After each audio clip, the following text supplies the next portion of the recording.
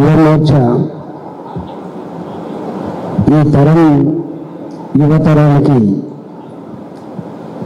గతం చరిత్ర చెప్పాలనుకుంటే సంకల్పంలో ఈ మాక్ పార్లమెంట్ని నిర్వహిస్తున్న మహేందర్ గారు వారి మిత్రబృందానికి ధన్యవాదాలు. ఈ కార్యక్రమానికి నాతో పాటుగా అతిథిగా పాల్గొన్న ఎమ్మెల్సీ నల్క కుమరయ్య గారికి, మా మిత్రులు భారతీయ జనతా పార్టీ రాష్ట్ర నాయకులు, రాష్ట్ర ప్రధాన కార్యదర్శి, మీ యువమోర్చా ఇన్ఛార్జ్ కాసం వెంకటేశ్వర గారు, దేవికమ్మ గారు, మీ అందరికీ పేరు పేరున నమస్కారం. 50 ఏళ్ళు అవుతుంది. ఇప్పుడు మళ్ళీ ఎందుకు దీన్ని తిరగదవుతున్నారు అనేటువంటి చర్చ కూడా ఉంది. కానీ చరిత్ర లేకుండా వర్తమానం లేదు, వర్తమానం లేకుండా భవిష్యత్తు లేదు.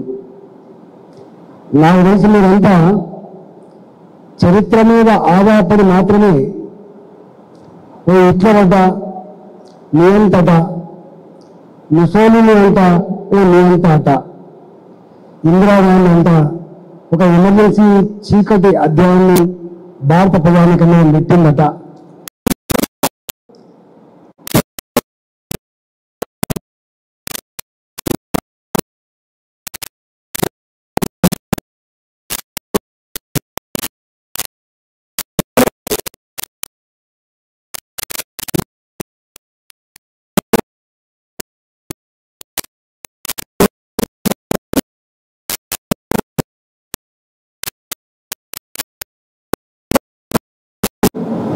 ఈరోజు హైదరాబాద్లో ఈ మాక్ పార్లమెంట్ నిర్వహించడం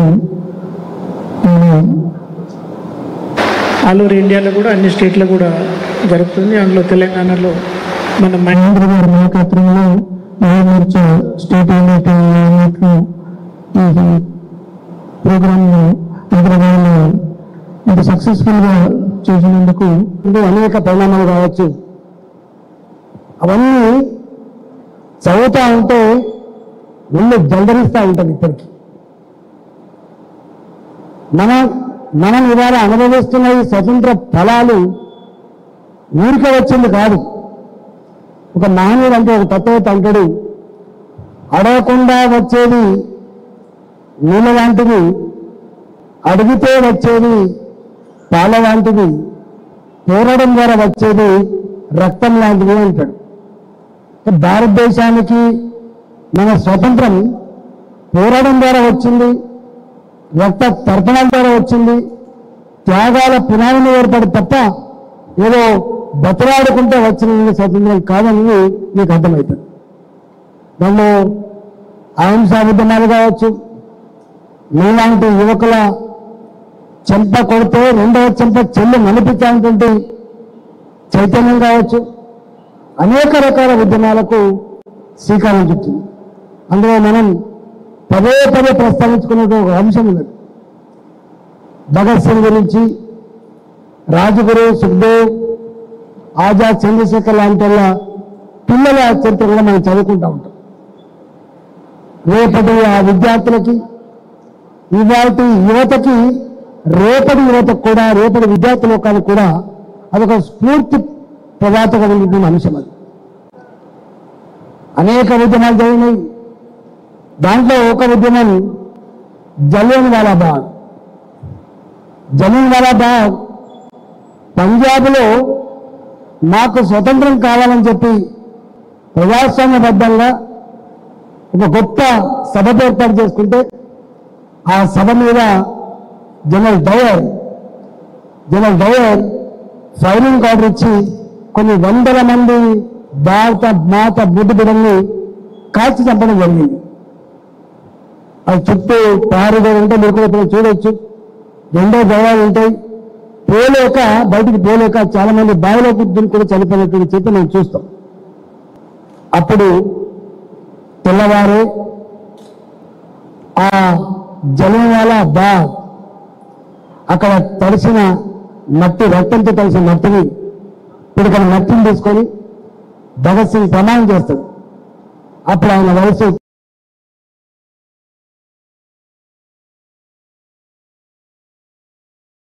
ఆయన శపథం చేస్తాడు, నా భారత జాతి రక్తాన్ని కళ్ళ చూసిన దుర్మార్గుడైన జనరల్ డయర్ని మట్టి పెట్టకుండా, ఈ ఇంగ్లీష్ మూకల్ని ఈ దేశ భూభాగానికి తరిమి కొట్టకుండా నేను జీవించడానికి ఆస్కారం లేదని చెప్పి ఆయన ఆ మట్టిని తీసుకొని ప్రమాణం చేసి దాంట్లో ఆజాద్ చంద్రశేఖర్ అలహాబాద్ చౌరస్తాలో ఇట్లా మట్టి పెట్టి నేను చూసిండు. భగత్ సింగ్కి ఉరిశిక్ష పడుతుంది. భగత్ సింగ్ ఉరిశిక్ష పడుతుంది. వాళ్ళు పార్లమెంట్లో ఇవాళ మనం పార్లమెంట్ గురించి మాట్లాడుతున్నాం, ఆనాటి పార్లమెంట్లో కూడా పొగబాంబులు వేసి వారు ఉరిశిక్ష పడ్డప్పుడు చాలా మంది పిల్లవాళ్ళు మీరు వేడుకోండి ప్రాణభిక్ష పెట్టమని చెప్పి కోరమని చెప్పి దాన్ని అడిగితే వారు చెప్పిన మాట ఏంటంటే, ఉరి కంబం మీద నిలిచి ఊహాగానం చేసిన నా ఊహలలో మరో జగత్తు వీక్షించాలని చెప్పినటువంటి మానవుడు భగత్ సింగ్, రాజగురు, సుఖ్దేవ్, ఆజాద్ చంద్రశేఖర్. అంటే ఎంత మీనింగ్ చూడండి. ఒక్క మాట గాంధీ చెప్తే ఆనాడు బ్రిటిష్ పాలకుల ప్రాణభిక్ష పెట్టే ఆస్కారం ఉంది. వాళ్ళు భవిష్యత్తున్న పిల్లలు, చిన్న పిల్లలు, కానీ వాళ్ళు మాత్రం ప్రాణభిక్ష కోసం పాకులాడలే. నా ఊహలలో మరో జగత్తు వీక్షిస్తాయని చెప్పినటువంటి గర్జించినటువంటి వీరులు భగత్ సింగ్, రాజగురు, సుఖ్దేవ్, ఆజాద్ చంద్రశేఖర్.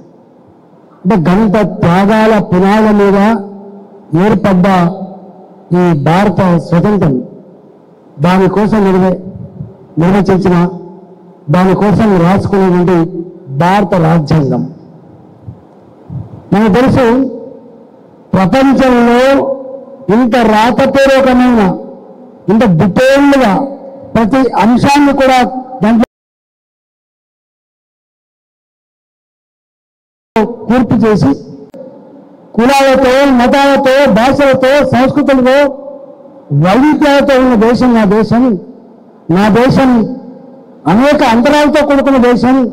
ఈ దేశానికి గొప్ప రాజ్యాంగాన్ని కనుక అందించకపోతే ఇంత త్యాగాలతో తెచ్చుకున్న ఈ స్వతంత్ర ఫలాన్ని ప్రజలకు సంపూర్ణంగా అందించలేదు అనేటువంటి దాంట్లో ఆయన ఎంత తపన పడ్డడో, ఎన్ని గంటలు కష్టపడడో, ఎట్లాంటి రాజ్యాంగం అందించిందో అదంతా చరిత్ర, అది మీ కళ్ళ ముందు నిలబడేది మేధావులు కాబట్టి.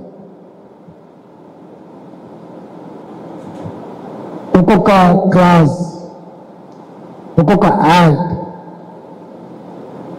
భారత రాజ్యాంగంలో వాక్ స్వాతంత్రం గురించి, జీవించే హక్కు గురించి, సంపద సమస్త ప్రజానికానికి సమానంగా పంచాలనేటువంటి ఒక గొప్ప మానవతా దృక్పథం గురించి నేను మీకు అవి రాజ్యాంగం చెప్పలేదు. అది ఎంత గొప్పదో మీకు తెలుసు. నాకు తెలిసి ప్రపంచంలో నేను ఇంతకుముందు చెప్పినట్టుగా ఇట్లాంటి వ్యవస్థని 77 సంవత్సరాలుగా సక్సెస్ఫుల్గా కలిపి ఉంచగలిగింది. ఇది మీ కాసం వెంకటేశ్వర గారు చెప్పినట్టుగా ఇవాళ భారత ఆత్మ, భారత జాతి ఆత్మగౌరవ భావత అవుతుందో అది ఇవాళ దాన్ని చెరబట్టే ప్రయత్నం చేసింది ఇందిరాగాంధీ. రాచరికం కాదు, రాజు కొడుకు, రాజు మనమడు, రాజు ఇంకొక మనమడు రాజు అవ్వడానికి ఆస్కారం ఉంటుంది తప్ప అంబేద్కర్ గారు రాసిన రాజ్యాంగంలో కుష్టి రోగికైనా 1000 కోట్ల బంగ్లాలో ఉన్నటువంటి సంపన్నుకైనా ఒకటే ఓటు హక్కు ఇచ్చింది.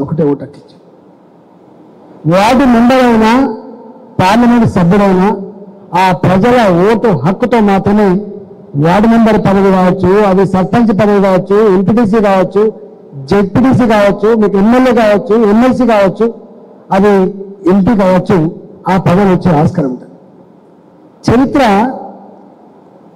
ఒక చీఫ్ సెక్రటరీ, ఒక సుప్రీంకోర్టు జడ్జి గారు లేదా ఒక సిబిఐ డైరెక్టర్ గారు ఎంత పెద్ద హోదాలో ఉన్న బయట మళ్ళీ ఒక ఎమ్మెల్యే కావాలని కోరుకుంటాడు, ఒక ఎంపీ కావాలని కోరుకుంటాడు, ఒక మంత్రి కావాలని కోరుకుంటాడు. అంటే భారత ప్రజాస్వామ్య వ్యవస్థలో ప్రజల చేత ఎన్నుకోబడ్డ ప్రజాప్రతినిధులకు ఎంత గౌరవం ఉంటుంది అనే దానికి అది తార్కాణం.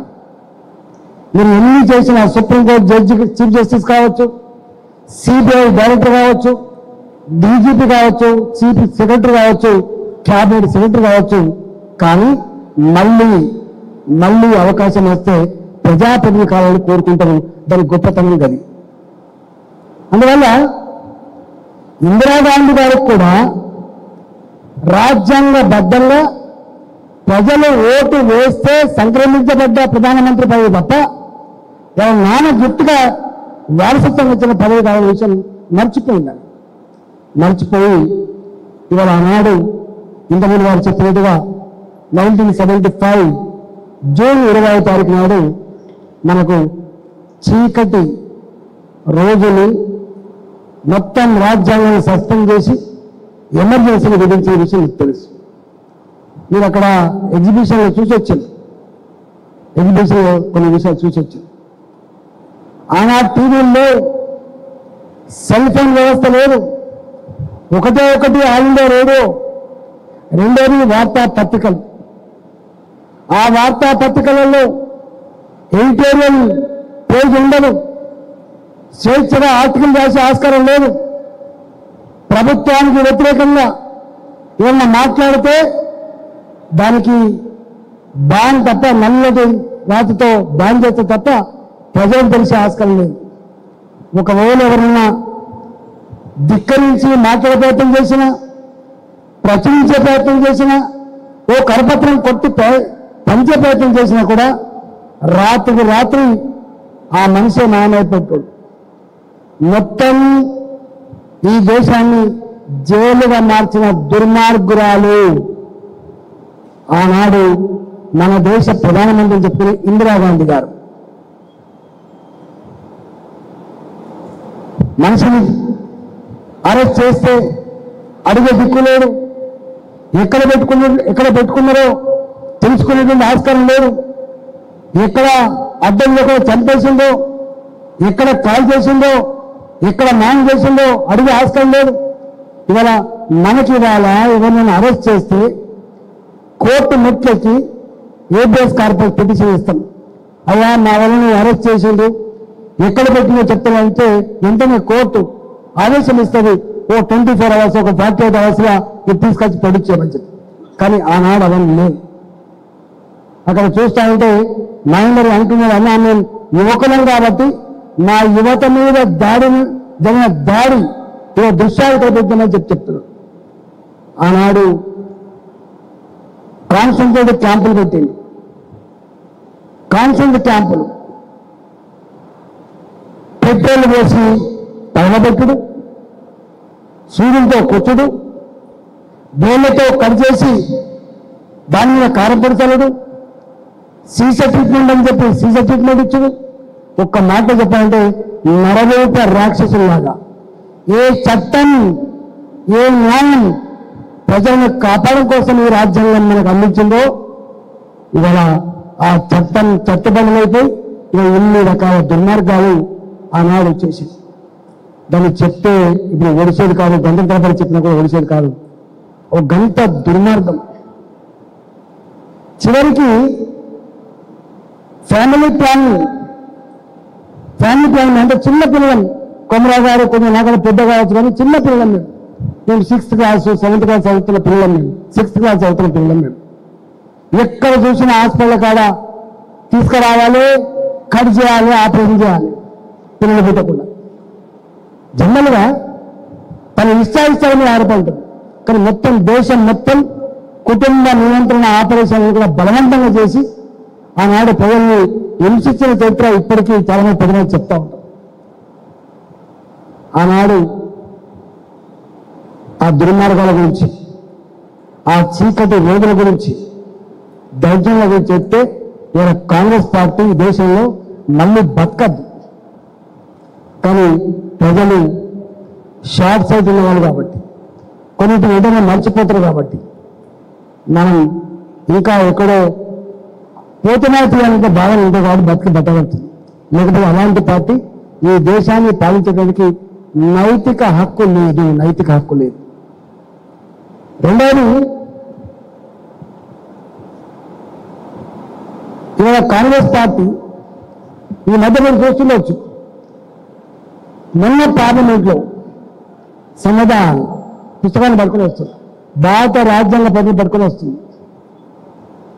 అంటే ఏంటో చూడు, దొంగ అన్నట్టుగా ఏ రాజ్యాంగాన్ని అపహాస్యం చేసిండ్రో ఆ రాజ్యాంగ నిర్మాత బాబాసాహెబ్ అంబేద్కర్ గారిని మంత్రివర్గం నుంచి తీసేసేట్టుగా ప్రయత్నం చేసిండ్రో, ఆ మానవుడు ఎన్నికల్లో గెలిచి రావాలని చెప్పి ఎన్నికల్లో పోటీ చేస్తే ఓడగొట్టే ప్రయత్నం ఎట్లా చేసిండు. అదంతా చరిత్ర.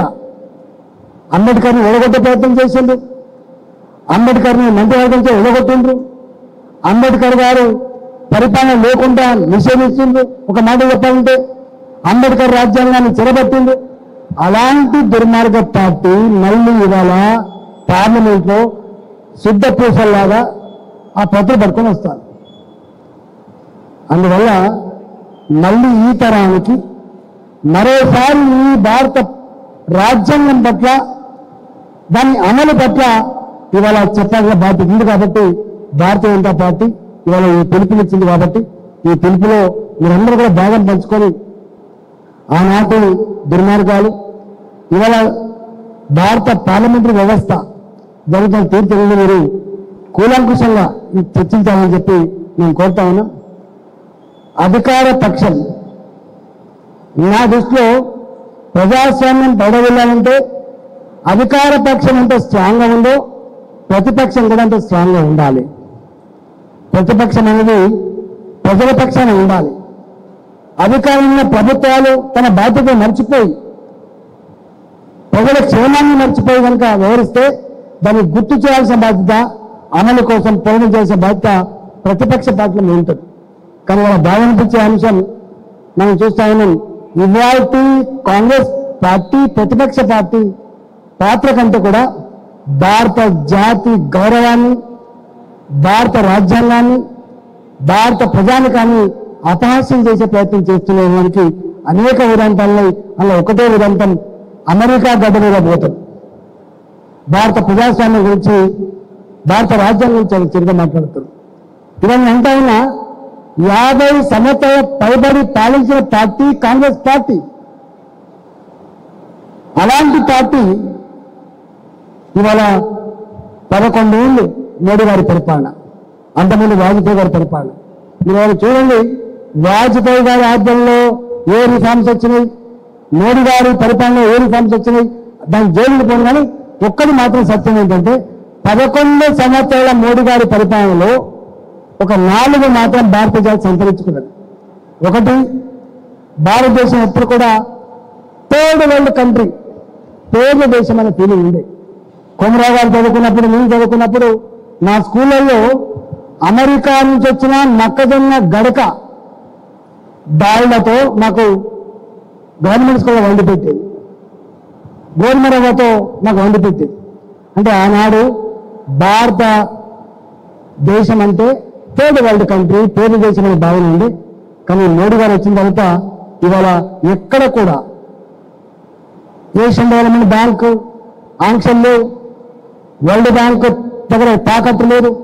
స్వేచ్ఛగా తన కాళ్ళ మీద నిలబడి మేము కూడా మీతో పోటీ పడగల సత్తా ఉందని చాటి చెప్పిన మహానుడు మోడీ గారు అయినా కాదని తర్కించుకోవాలని చెప్తా ఉన్నా. ఇవాళ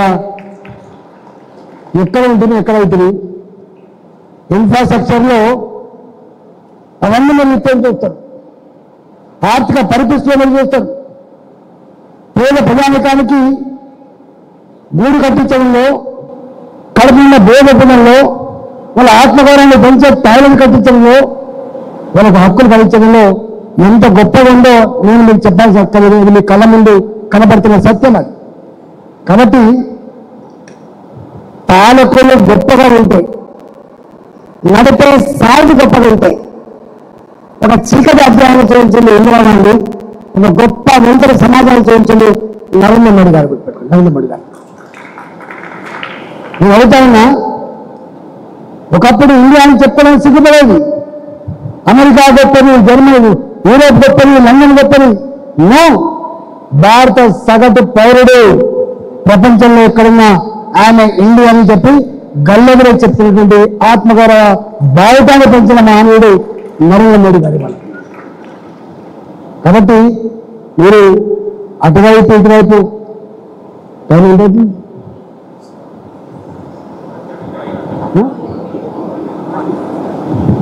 టైం కాలాతీతమైన మీరు కూడా చెప్పుకోవాలి.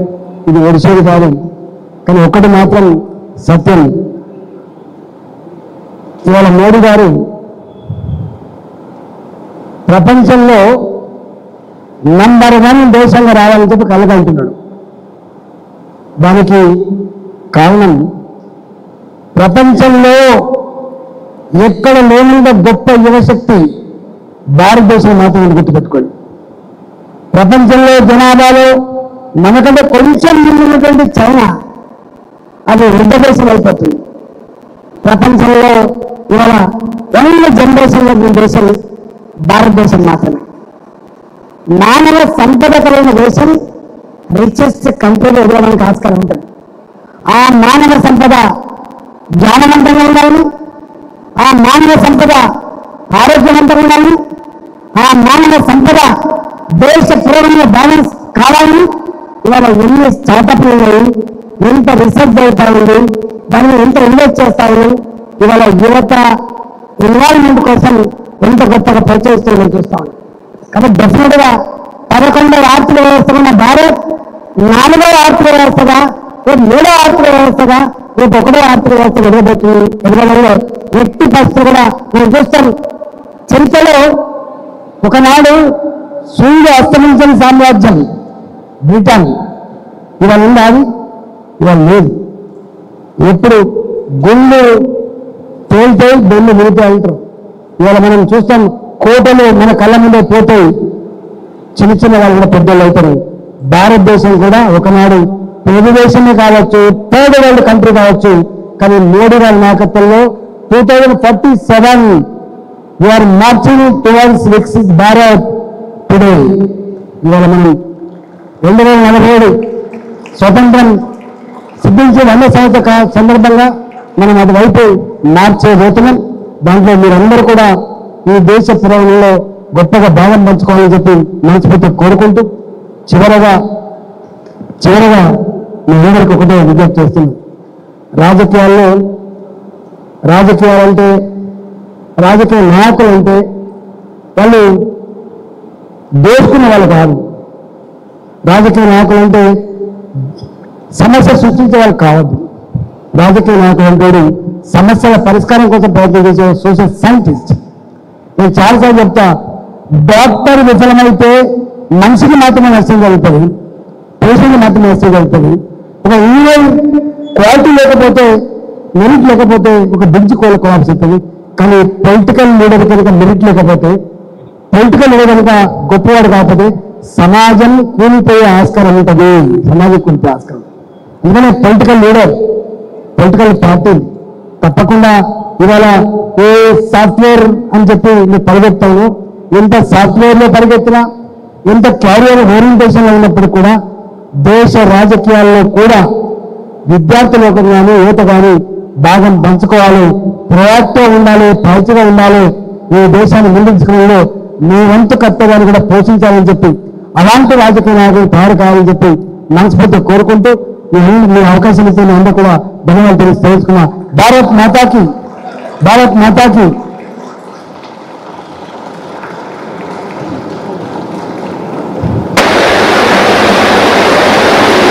ధన్యవాదాలు.